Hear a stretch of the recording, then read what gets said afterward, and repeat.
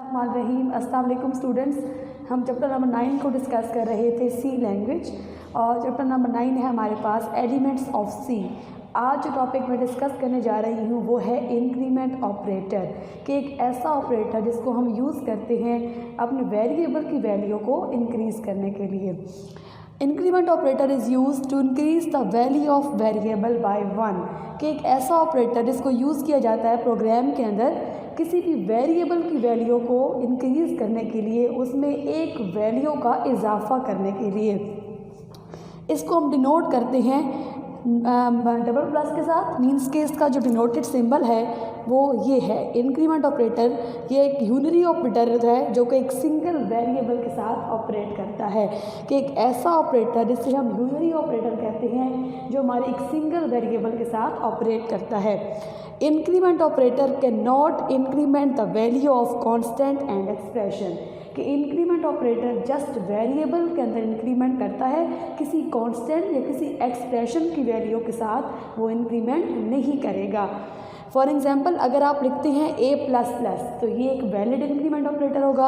अगर आप लिखते हैं प्लस प्लस a, मीन्स कि यहाँ पे आपने इंक्रीमेंट ऑपरेटर को यूज़ किया आफ्टर द वेरिएबल और यहाँ आप यूज़ कर रहे हैं बिफोर द वेरिएबल, तो ये जो होगा ये वैलिड होगा। लेकिन अगर आप किसी कांस्टेंट या एक्सप्रेशन के साथ कोई इंक्रीमेंट ऑपरेटर लगाते हैं तो वो हमारा इनवैलिड होगा, क्योंकि इंक्रीमेंट जो होगा वो सिर्फ एक वेरिएबल की वैल्यू के अंदर होगा, किसी कांस्टेंट या एक्सप्रेशन के साथ इंक्रीमेंट नहीं होता।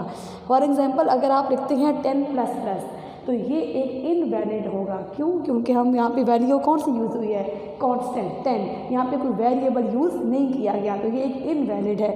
और अगर आप यूज़ करते हैं किसी एक्सप्रेशन के साथ, जैसे कि आपने किया a plus B plus plus, आपने एक एक्सप्रेशन के साथ क्या लगा दिया, इंक्रीमेंट ऑपरेटर, तो ये भी हमारा एक इनवैलिड होगा, क्योंकि इंक्रीमेंट ऑपरेटर जस्ट वेरिएबल की वैल्यू के अंदर क्या करता है, इंक्रीमेंट करता है। हमारे पास दो इंक्रीमेंट ऑपरेटर आ जाते हैं, एक है प्रीफिक्स फॉर्म उसकी और सेकंड है हमारे पास पोस्टफिक्स फॉर्म। प्रीफिक्स फॉर्म देखिए, इंक्रीमेंट ऑपरेटर इज रिटन, ऐसा ऑपरेटर जिसको आप लिखते हैं बिफोर द वेरिएबल, किसी भी वेरिएबल से पहले। For example plus plus x, आपका वेरिएबल का नाम क्या है, एक्स, और एक्स के साथ अगर आप इंक्रीमेंट ऑपरेटर लगाते हैं मीन्स के एक्स से पहले, तो ये ऑपरेटर आपका क्या होगा, ये फॉर्म आपकी क्या होगी, prefix form. For example Y से पहले आपने क्या लगा दिया, ऑपरेटर, इंक्रीमेंट ऑपरेटर, और वो इंक्रीमेंट ऑपरेटर जब आप किसी भी वेरिएबल से पहले लगाते हैं वो होता है prefix. Increment operator is written after the variable, कि वो इंक्रीमेंट ऑपरेटर जिसे आप वेरिएबल के बाद लिखते हैं उसे हम क्या बोलते हैं, postfix. For example y plus plus, तो y हमारे पास क्या है, वेरिएबल नेम, और प्लस प्लस क्या है, इंक्रीमेंट ऑपरेटर, और ये इंक्रीमेंट ऑपरेटर हमने किसी भी वेरिएबल के बाद लगाया, तो एक ऐसा ऑपरेटर जिसे आप वेरिएबल के बाद लगाते हैं वो ऑपरेटर पोस्टफिक्स कहलाता है। लाइक अगर मैं यूँ लिखूँ z प्लस प्लस, तो z मेरे पास क्या होगा, वेरिएबल का नेम, और ये प्लस प्लस क्या होगा, इंक्रीमेंट ऑपरेटर, और ये ऑपरेटर मैंने कब यूज़ किया, वेरिएबल के नाम के बाद। अगर हम वेरिएबल के नाम के बाद कोई ऑपरेटर यूज़ करते हैं तो वो ऑपरेटर की जो फॉर्म होगी वो क्या होगी, पोस्टफिक्स। डिफरेंस क्या है पोस्टफिक्स और इनफिक्स में? अगर हम पोस्टफिक्स और इनफिक्स को इंडिपेंडेंटली यूज़ करें और तो वो जो वर्क करेंगे वो सिमिलरली करेंगे, एक जैसा काम करेंगे।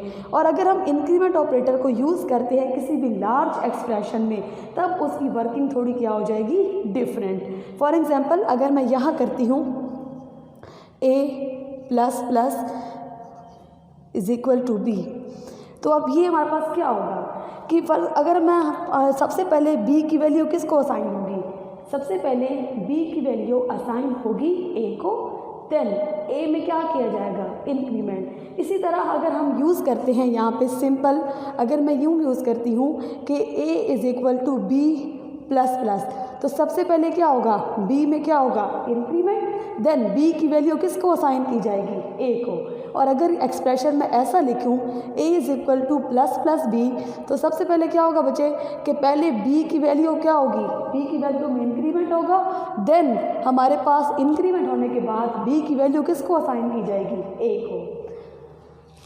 देन एक प्रोग्राम है यहाँ पे, और प्रोग्राम के थ्रू मैं आपको क्लियर करूँगी कि इंक्रीमेंट ऑपरेटर को अगर आप इंडिपेंडेंटली यूज़ करते हैं तो कैसा हम प्रोग्राम तो किस तरह वैल्यूज़ जो है वो इंक्रीमेंट या होती हैं किसी भी पोस्टफिक्स या प्रीफिक्स में। अगर हम इंक्रीमेंट ऑपरेटर को किसी लार्ज एक्सप्रेशन में यूज़ करते हैं तो वैल्यूज़ में किस तरह इंक्रीमेंट होता है as a postfix and prefix. ये प्रोग्राम हम यूज़ कर रहे हैं इंडिपेंडेंट के लिए। अब इंडिपेंडेंटली कैसे होगा, सबसे पहले हम हेडर फाइल देते हैं। हेडर फाइल हमने दी प्री प्रोसेसर डायरेक्टिव में hash include studio dot hash, यानी कि स्टैंडर्ड इनपुट आउटपुट। ये हमारी एक हेडर फाइल है जिसको मैंने किस में इंक्लूड किया, हमारे पास प्री प्रोसेसर डायरेक्टिव में। देन हमारे पास हेडर फाइल है कोनियो डॉट एच। उसके बाद हमारा मेन फंक्शन स्टार्ट होता है। मेन फंक्शन के अंदर हमारे पास की बॉडी के अंदर क्या होती हैं, स्टेटमेंट्स। जब कंपाइलर कंपाइल करता है प्रोग्राम को और कंट्रोल आता है मेन फंक्शन की तरफ, तो मेन फंक्शन में जब कंट्रोल एंटर होता है तो बॉडी ऑफ द स्टेटमेंट्स के मेन फंक्शन की जो बॉडी होती है उसके अंदर जितनी भी स्टेटमेंट होती हैं वो 1 बाय 1 क्या होंगी, एग्जीक्यूट होंगी। सबसे पहले हमने यहाँ पे डिक्लेयर करवाए 4 वेरिएबल ए, बी, एक्स और वाई के नाम से। हेडर टाइप उनकी क्या दी, इंटीजर, कि जो वैल्यूज़ इन वेरिएबल के अंदर स्टोर होंगी वो इंटीजर वैल्यूज़ होंगी। उसके बाद हमारे पास एक फंक्शन लगाया क्लियर स्क्रीन का। देन उन्हीं वेरिएबल को हमने इनिशियलाइज कर दिया, कौन सा ऑपरेटर यूज़ करके, असाइनमेंट ऑपरेटर यूज़ करके, और उसको इनिशियलाइज हमने किया 0 से, कि हमने इन चारों वेरिएबल को एक वैल्यू असाइन कर दी 0। देन आपका कंट्रोल आता है नेक्स्ट स्टेटमेंट पर, और वो स्टेटमेंट है A++, कि जैसे ही आपका कंट्रोल इस स्टेटमेंट पर आएगा हमारे पास वैल्यू क्या थी, A की 0, लेकिन यहाँ पे हमने जो इंक्रीमेंट ऑपरेटर यूज़ किया है वो पोस्टफिक्स किया है। पोस्टफिक्स मीन कि हमने वेरिएबल के बाद, तो जैसे ही यहाँ पे आपका कंट्रोल आया उसने क्या किया, A की वैल्यू क्या थी 0, उसने इसमें क्या कर दिया, इंक्रीमेंट, तो आउटपुट जो शो होगी उसमें क्या हो जाएगा, उसमें A की वैल्यू क्या हो जाएगी, 1। नेक्स्ट आपके स्टेट कंट्रोल आ गया नेक्स्ट स्टेटमेंट पर, वो कहता है कि आपने जो A की वैल्यू में इंक्रीमेंट किया था 1, यानी कि पहले A की वैल्यू थी 0, इंक्रीमेंट होने के बाद A की वैल्यू क्या हो गई, 1। तो जो आपने A की वैल्यू में इंक्रीमेंट किया है वो वैल्यू अब B को असाइन कर दो। अब A की जो वैल्यू थी वो किसको असाइन कर दी गई, B की, तो B की पहले क्या थी 0, देन A वाली वैल्यू जब B को असाइन होगी तो B की वैल्यू भी क्या हो जाएगी, 1। उसके बाद कंट्रोल आता है नेक्स्ट स्टेटमेंट पर, और यहाँ पे जो हमने यूज़ किया है इंक्रीमेंट ऑपरेटर वो हमारा है प्रीफिक्स ऑपरेटर, मीन्स के वेरिएबल से पहले। अब वेरिएबल से पहले मीन्स के एक्स की वैल्यू क्या थी 0, यहाँ पे जब कंट्रोल आया उसने देखा कि एक्स के साथ कौन सा ऑपरेटर यूज़ हुआ, इंक्रीमेंट, उसमें एक्स में क्या कर दिया, इंक्रीमेंट, तो एक्स की वैल्यू जहाँ पे 0 थी उसमें 1 का क्या हो गया, इजाफा, एक वैल्यू उसमें क्या हो गई, इंक्रीमेंट हो गई, तो आउटपुट में एक्स की वैल्यू क्या हो जाएगी, 1। देन वो कहता है x is equal to Y, means के जो x की वैल्यू में इंक्रीमेंट किया था, 1 का इजाफा किया था, अब वो वैल्यू y को असाइन कर दो। पहले y की वैल्यू क्या थी 0, देन हमने x में क्या किया था इंक्रीमेंट, x की वैल्यू भी 0 थी वो हो गई 1। अब हमने x की वैल्यू किसको असाइन कर दी, y को, तो अब y की वैल्यू भी क्या हो गई 1। इसलिए उसके बाद वो कहता है प्रिंट एफ करवा दो। ये जो चारों स्टेटमेंट्स में हमने वेरिएबल्स में इंक्रीमेंट किया, देन उसको असाइन किया, अब नेक्स्ट स्टेटमेंट पर आता है प्रिंट एफ। प्रिंट एफ को हम क्यों यूज़ करते हैं, ये एक ऐसा फंक्शन है कि आउटपुट को डिस्प्ले करवाने के लिए इस फंक्शन को हम यूज़ किया जाता है। A is equal to modulus D, modulus D हम यूज़ करते हैं, एक फॉर्मेट स्पेसिफायर है जिसको हम यूज़ करते हैं इंटीजर वैल्यूज़ के लिए, और स्लैश एन हम करते हैं यूज़ न्यू लाइन के लिए, कि A is equal to modulus D slash N, B is equal to modulus D slash N, कि A की वैल्यू को पहले क्या करवाए, प्रिंट करवा दे, देन न्यू लाइन पर B की वैल्यू को भी क्या करवा दे, न्यू लाइन पर भी क्या करवा दे, प्रिंट करवा दे। उसके बाद हम देते हैं A कॉमा B, कि A और B की वैल्यूज़ को क्या करवा दे, प्रिंट करवा दे।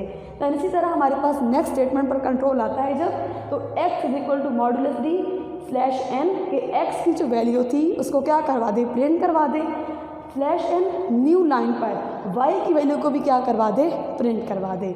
उसके बाद आता है कंट्रोल गेट ch, और गेट ch हमारा एक इनपुट फंक्शन है जिसमें हम इनपुट लेने के लिए यूज़ करते हैं।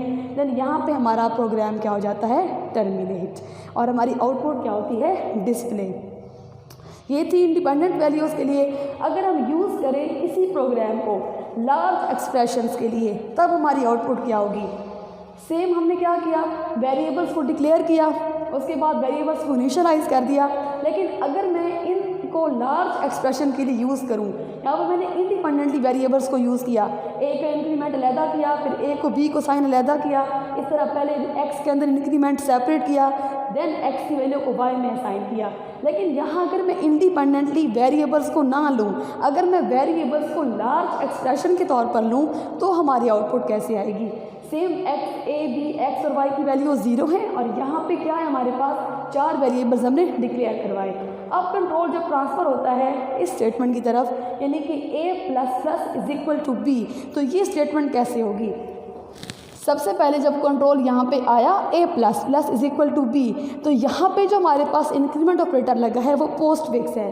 पोस्ट फिक्स मीन कि हमारा ऑपरेटर जो है वेरिएबल के बाद लगाया गया है। तो सबसे पहले a की जो वैल्यू है वो b को क्या की जाएगी, असाइन। a की वैल्यू क्या थी, 0, अब वही वैल्यू किसकी हो गई, b की हो गया। देन ये पहला स्टेप कि सबसे पहले a की वैल्यू किसको असाइन होगी, b को। उसके बाद a में क्या किया जाएगा, इंक्रीमेंट, क्योंकि हमारा इंक्रीमेंट ऑपरेटर वेरिएबल के बाद में है। अगर वेरिएबल से पहले होता तो इंक्रीमेंट पहले होता, असाइन बाद में करते। अब असाइन पहले करेंगे और इंक्रीमेंट बाद में करेंगे। देन इंक्रीमेंट हम करेंगे a में, a की वैल्यू क्या थी, 0, अब हमने क्या कर दी, 1। तो आउटपुट में क्या शो होगी, a की वैल्यू 1 एंड b की वैल्यू 0। इसी तरह कंट्रोल अब नेक्स्ट स्टेटमेंट पर आता है, ++ x is equal to Y. अब पहले यहाँ पे क्या होगा कि हमारे पास जो इंक्रीमेंट ऑपरेटर है ये वेरिएबल से पहले है, मीन्स कि हमने यहाँ पे लगाया प्रीफिक्स ऑपरेटर। तो प्रीफिक्स में क्या होगा, सबसे पहले x में इंक्रीमेंट होगा और x की वैल्यू क्या थी हमारे पास, 0, अब क्या हो जाएगी, 1। देन हम वही x की वैल्यू किसको असाइन कर देंगे, y को। ये था हमारे पास लार्ज एक्सप्रेशन। इसी तरह स्टूडेंट्स हम इंक्रीमेंट ऑपरेटर को यूज़ करते हैं किसी भी वेरिएबल की वैल्यू को इंक्रीज़ करने के लिए। इंशाल्लाह नेक्स्ट लेक्चर में हम डिस्कस करेंगे डिक्रीमेंट ऑपरेटर को। Thank you so much.